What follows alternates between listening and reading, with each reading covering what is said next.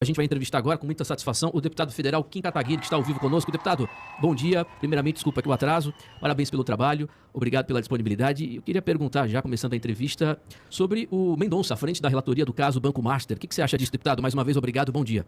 Bom dia, obrigado pelo convite.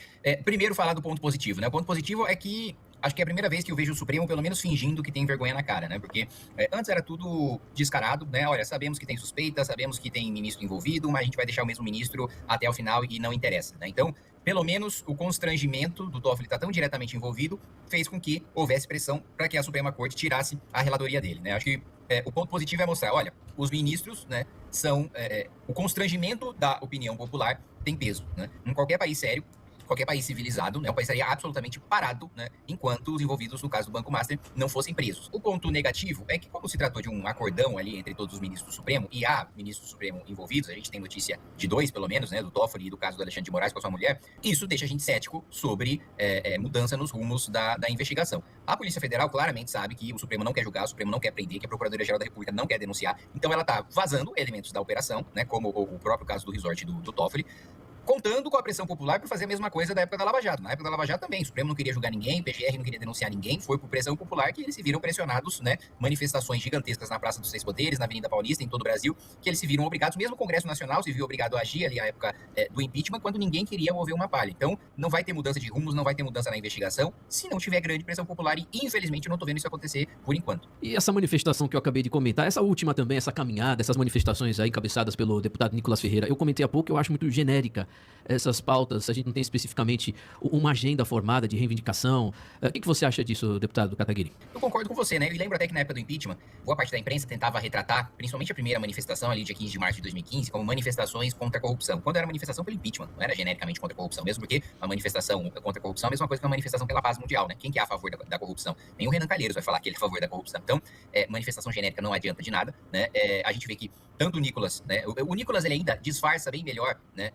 Em pelo menos falar agora sobre Toffoli, né? Durante todo esse período em que ele ficou calado, pelo menos ele começou a falar agora. Agora, quando a gente vai falar de Flávio Bolsonaro, quando a gente vai falar de Tarcísio de Freitas, é um silêncio, assim, sepulcral, né? E mesmo que o Nicolas fale do Toffoli e do Alexandre de Moraes, ele não fala do Zétel, ele não fala de doações milionárias pro Bolsonaro, ele não fala de doações bilionárias pro Tarcísio, ele não fala de Lagoinha. Então, se você não tem um compromisso, ele não fala de Ciro Nogueira, né? Que é um dos principais aliados ali na chapa do Flávio Bolsonaro e é o melhor amigo político do Vorcaro. Então, se você não tem, claramente não existe uma verdadeira disposição de fazer com que todo mundo envolvido no caso seja preso, mesmo porque se todo mundo do caso for preso, bolsonaristas serão presos e isso não é do interesse do clã. Ô, deputado, o ministro da Cidadania, né? Ministro da Cidadania, Ronaldo Vieira Bento, ele foi o ministro que sucedeu o João Roma, que então saiu candidato pelo PL ao governo aqui do nosso estado.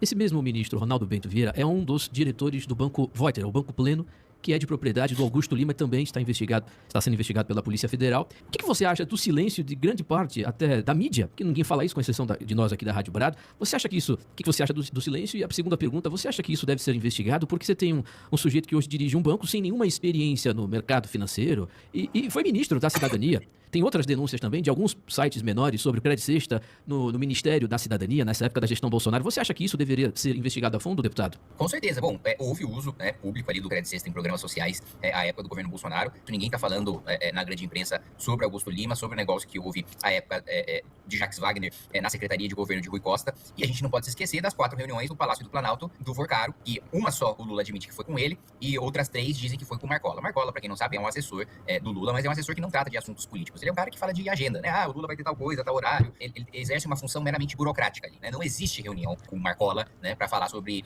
assuntos políticos. No Palácio do Planalto, você tem 3 possibilidades, né? O que tem dentro do Palácio? Tem a Secretaria de Relações Institucionais, a Gleisi Hoffmann, tem o Lula, né? E tem o Rui Costa, tem a Casa Civil. Então essas outras 3 reuniões não foram com o Marcola. Ou foi com o Rui, que eu suspeito que ele tenha participado, se não de todas, da maioria dessas reuniões, ou com o Lula, ou com o Gleisi Hoffmann, né? Não existe outra possibilidade, não tem mais ninguém para eles falarem dentro do Palácio do Planalto, né? E essa, na minha avaliação, é o link, porque lá atrás, né, compram o que vem a se tornar o crédito sexta por, salvo engano, 15 milhões de reais e convertem, né, isso numa participação do Banco Master de 20%, 30%, né, transformam magicamente 15 milhões de reais em bilhões de reais e depois, no que depois, curiosamente, se torna um negócio muito lucrativo de crédito consignado, primeiro com um decreto do Rui Costa lá atrás, que possibilitou, né, o sequestro da folha de pagamento de vários servidores com praticamente um monopólio, que depois foi dado ao Banco Master, como outros governos estaduais também que possuem esse decreto, e daí vários fundos de pensão também que têm investimentos, seja no Banco Master, seja em bancos envolvidos. Então, essa questão do Augusto Lima liga ministros, liga o governo Bolsonaro, da mesma maneira como liga o governo Lula, né?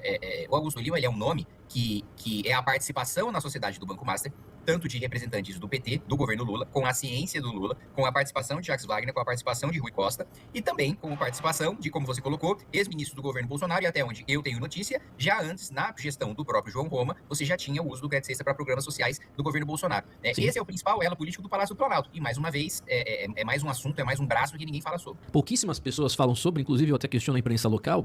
O ex-ministro deu entrevista para um radialista famosíssimo, todo mundo conhece, é o Zé Eduardo, né? E eu não estou falando nenhuma mentira, todo mundo sabe que ele é alinhado ao governo, ao PT e tudo mais. João Roma deu entrevista lá e não foi perguntado, deputado, uma vírgula sobre o Banco Master. Não estou nem dizendo de especificar a relação dele com o Master, mas de comentar o caso do Banco Master como um todo, até para falar do Jacques Wagner, porque a oposição usa isso, é para falar do PT, tem que falar também, mas nem isso. Silêncio total. Deputado, você trabalha para sua reeleição pelo partido Missão. Vai ser difícil, vai ser fácil, vai repetir a mesma? Você está na terceira legislatura, deputado? Segunda. Como é que você vê aí agora entrando no Missão, sendo candidato a deputado federal pelo novo partido?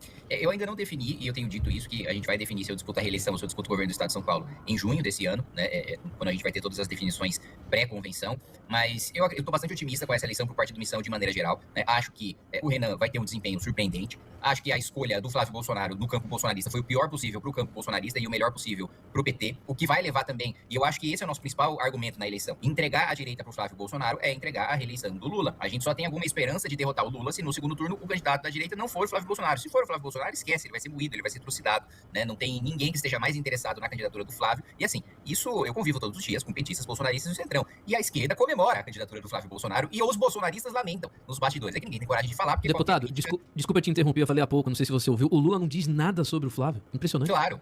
Ele vai deixar pra dizer depois que não puder mais voltar atrás da candidatura, né? Depois que não der tempo de substituir o Flávio por ninguém. Se ele destruir o Flávio agora, vai ficar muito claro, né, que ele não tem a menor condição de disputar a eleição, né? Ele precisa deixar pra depois. Nos bastidores, os próprios bolsonaristas falam, pô, escolheram o pior. E os esquerdistas falam, não, isso é festa, né? Entregaram pra gente a reeleição. Então isso tá muito claro, né?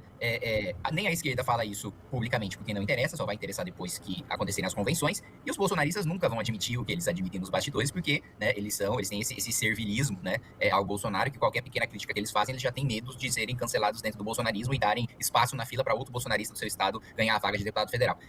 Então, esse cenário, na minha avaliação, tá claro. O desempenho surpreendente do Renan vai ajudar a ter votos de legenda. Historicamente, né, quem tem candidato à presidência da República reverte parte dos votos do candidato a presidente para as chapas de deputado federal, em 30%, 35%, o que só de voto de legenda acho que garante que a gente faça a bancada, sem contar os próprios votos dos nomes, né, que vão disputar as eleições pelo partido. Então, eu pessoalmente tô bastante otimista, acho que a gente vai vir com bastante força, e o fato de ter chapas em todos os estados com voto de legenda vindo do presidente da República vai fortalecer bastante o partido. Eu queria falar um pouquinho sobre alguns projetos seus, né, para você explicar para nossa audiência aqui da Bahia, que acredito eu que infelizmente não conhece muito bem o seu trabalho. Eu vi que você apresentou para aumentar o teto do MEI para 150 mil, não é isso? E também vi que você apresentou para suspender o auxílio reclusão de pessoas que são condenadas por tráfico ilícito de drogas. E além disso, como eu tinha puxado aqui sobre essa questão dos ministros do STF, falei que a gente precisa de uma nova constituinte, e acredito que uma das principais pessoas do MBL que fala a respeito disso é o senhor, né? Vou chamar de senhor agora.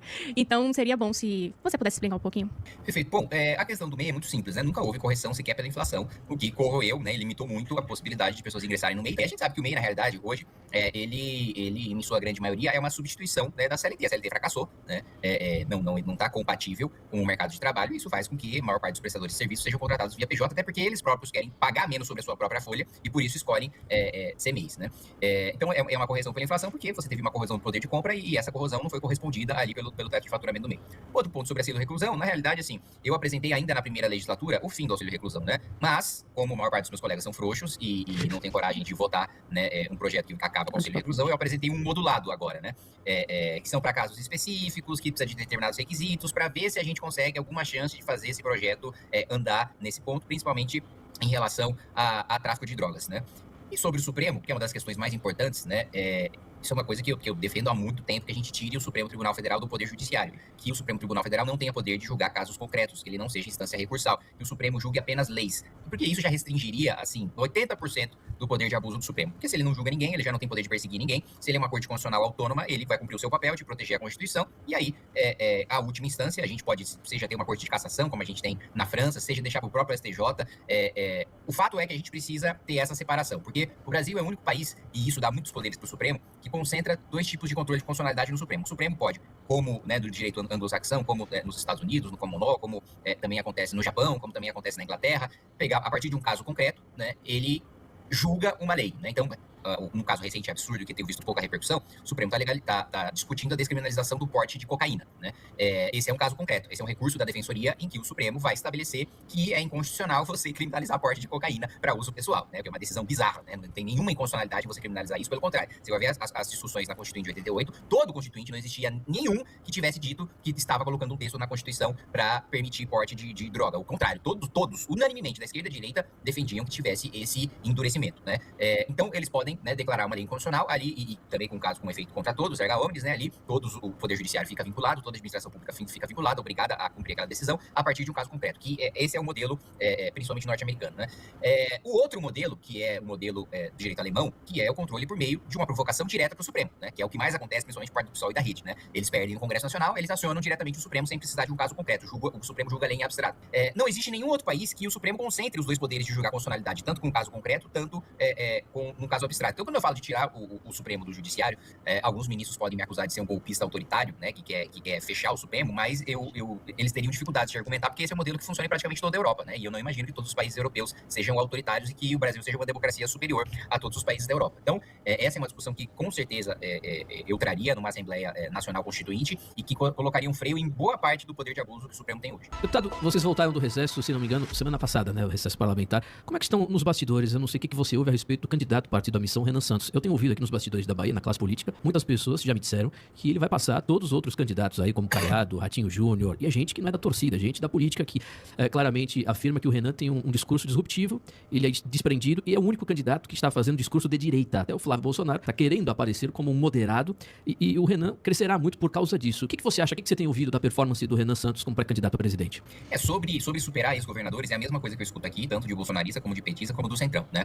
Como os governadores sujeitaram o seu capital político ao Bolsonaro e tem um candidato com o sobrenome Bolsonaro, o Flávio toma praticamente todos os votos dos governadores. Não é o caso do Renan, né? Nós temos e sempre tivemos um discurso independente, nós não dependemos de Bolsonaro para nada, o que significa que ele tem liberdade, né, para falar e ter um discurso abertamente de direita. Eu acho que sempre existe essa ilusão do centrão que, por vezes, seduz, como está seduzindo o Flávio Bolsonaro, de que, olha, a população quer equilíbrio, a população quer moderação, a população quer diálogo. É o contrário, a população quer ir pro pau, porque tá vendo que a classe política é profundamente corrupta, que a gente vive num país doente, que a gente vive um império da barbárie, e que por isso nós precisamos de uma pessoa que tenha um discurso radical, porque o nosso país precisa mudar radicalmente, né? Ninguém sai na rua batendo no peito, fazendo, olha, manifestação por mais equilíbrio, eu quero que o meu político seja mais equilíbrio. Não existe isso. As pessoas querem que corrupto vá pra cadeia, as pessoas querem que o bandido morra, né?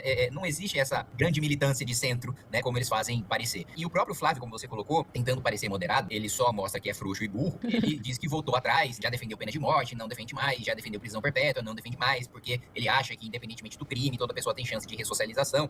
Você me desculpa, a gente viu um caso grotesco, que até eu tenho um nojo físico de falar, ou de lembrar, ou de imaginar, de um estupro coletivo de uma criança, né? Ele realmente acha que quem participa de um estupro coletivo de uma criança tem chance de ressocialização? E digo mais, pode até ter chance, vamos dar o benefício, né? Vamos ser muito generoso e partir da premissa de que uma pessoa dessas tem recuperação e pode voltar para a sociedade como uma pessoa civilizada. Essa pessoa merece ter essa chance? Quem participa de um estupro coletivo merece ter a chance de ressocializar, merece ter a chance de buscar uma profissão e se tornar um cidadão decente? Não merece sequer ter essa chance. Eu não acho que seja capaz de se ressocializar, mas ainda que fosse capaz, não mereceria, né? Não teria esse direito. E aí o Flávio, nessa tentativa de parecer moderado, falou, então realmente o estuprador tem outra chance, segundo o discurso do Flávio, né? Uma pessoa que tortura uma outra pessoa, que coloca um traficante, um membro do PCC, que coloca uma pessoa dentro de um monte de pneu, joga gasolina, coloca fogo, joga morro abaixo. Esse sujeito tem chance de ressocializar, com certeza. Um chefe de uma facção criminosa, ele é preso e ele repensa os crimes que ele cometeu. Ele fica na cadeia como uma criança fica no cantinho da obediência. É óbvio que isso é ridículo. Ele também só dá entrevista pra imprensa amiga dele, né? Ele não tem coragem de conceder uma entrevista para qualquer veículo que tenha alguma chance de dar alguma alfinetada ali nele, né? Então,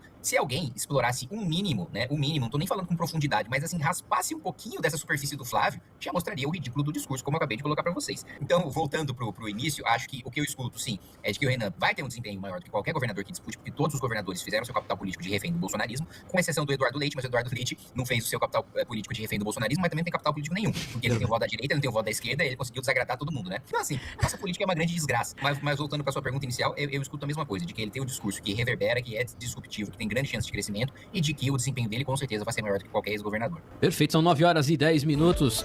Deputado, eu não sei como é que você está de horário, só queria fazer mais uma pergunta, se possível. Como é que você avalia o bolsonarismo? Porque a gente elegeu o Bolsonaro, eu votei no Bolsonaro em 2018, votei nele em 2022, já assim, porque já estava meio revoltado, mas vendo as eleições de 2024, essa última, a gente está vendo o derretimento do movimento bolsonarista. Os principais, digamos assim, cérebros do movimento já saíram há muito tempo e os que permanecem, entre aspas, estão em silêncio. Você acha que depois dessa eleição o bolsonarismo terá a tampa do caixão? O que você acha? Eu acho que sim, porque o Flávio em qualquer cenário perde, né? Seja por não ir pro segundo turno, seja por perder no segundo turno.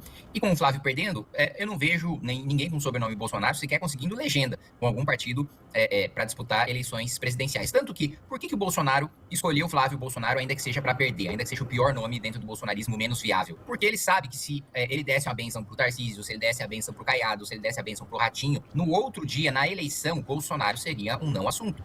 Ele perderia completamente a sua influência e, pior ainda, se um desses nomes vencesse a presidência da República, esquece, eles iam ignorar completamente o Bolsonaro na cadeia. No outro dia, no primeiro dia de mandato, passou a faixa presidencial e esqueceu completamente. Então ele sabe que a única maneira dele manter alguma influência política no cenário é lançando o Flávio, ainda que seja um candidato para ser derrotado. E desconfio que até na cabeça do próprio Jair, o Flávio seja um candidato para ser derrotado, né? Inclusive, eu vou trazer uma coisa de bastidor para você. Eu conheço há alguns anos, né? Um amigo que trabalhou na campanha do Flávio Bolsonaro para a prefeitura do Rio de Janeiro. E antes daquele episódio em que o Flávio passou mal, estava tendo uma discussão entre o Flávio e o Jair sobre pedido de doação de campanha. E aí o Jair, segundo esse meu amigo testemunhou, teria dito o seguinte: você cala a boca, eu não vou pedir doação, você só tem mandato por minha causa, o seu mandato é meu e você não pode vencer a prefeitura, que se você fizer um governo de merda, você vai atrapalhar minha eleição para presidente. Então, assim, é dessa maneira que ele trata os filhos e que ele trata o seu capital político. Né? Eu acho, sinceramente, que existe sim um enfraquecimento. Nós mesmos do MBL podemos falar por sentir na nossa própria pele, né? Em 2022 foi a nossa pior eleição, desde que a gente começou em 2016, porque nós batemos tanto no Bolsonaro como no Lula. 2024 foi a nossa melhor eleição, batendo no Bolsonaro e batendo no Lula, ou seja, muito mais pessoas na direita enxergam as contradições, a traição e a frouxidão do Bolsonaro do que em 2022. Em 2026, eu não tenho a menor dúvida de que esse número só cresceu, de que esse número só aumentou. Eu não encontro mais ninguém na rua ou mesmo nos nossos eventos que diga: olha, não apoiava o Bolsonaro, passei a apoiar agora. A gente só vê o movimento inverso. Exatamente. Não existe uma pessoa um novo bolsonarista. Existem novos ex-bolsonaristas. Então, justamente por isso que eu concordo com a sua avaliação. Não acho também que seja o caixão, que seja o fim, mas um enfraquecimento que leva a irrelevância em eleições presidenciais, não necessariamente ao Senado, a governos e futuramente a prefeituras, mas uma diminuição grande da sua influência. Deputado, queria agradecer a sua participação, Deus te abençoe, parabéns pelo trabalho, muito obrigado. Amém, obrigado, sempre contem comigo aí, bom trabalho para vocês. Valeu, pessoal! Não se esqueçam de se inscrever no canal, deixar o like e compartilhar com os amigos. Até a próxima!